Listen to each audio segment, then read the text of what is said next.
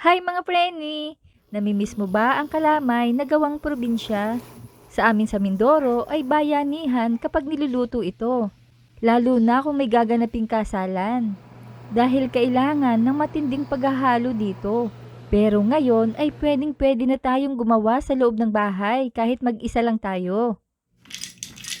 Una ko munang gagawin ay magdudurog muna ako ng mani. Kahit anong klase ng mani ay pwedeng-pwede dito.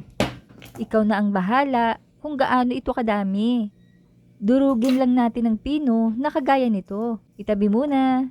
At dahil may stock akong gata in can, ito muna ang gagamitin ko. Ito naman ay purong gata din at walang pinagkaiba kung bibili ka rin sa labas. 1/2 can muna ang gagamitin ko. Lagyan ng 1 tasa ng tubig. Haluin. Maglagay ng 2 3/4 cups of glutinous rice flour o pinulbos na malagkit na bigas. Halu-haluin lang habang inilalagay para mabilis itong matunaw. Haluing mabuti until fully dissolve.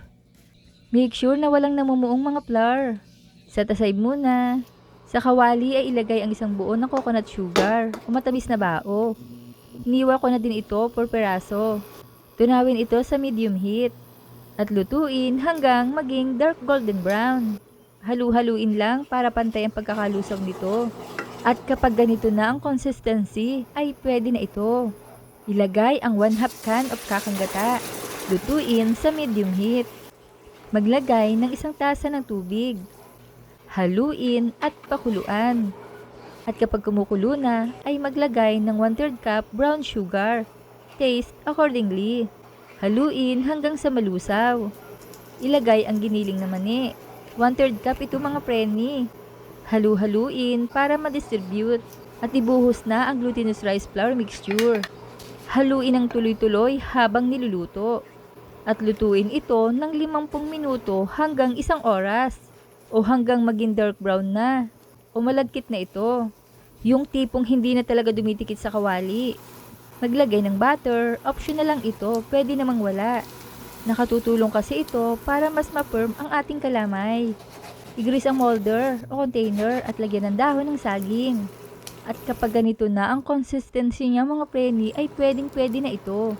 Ayan o, super firm na siya. At hindi dumidikit sa kawali. Means well cooked na ito. Isalin na ito sa inihandang pan.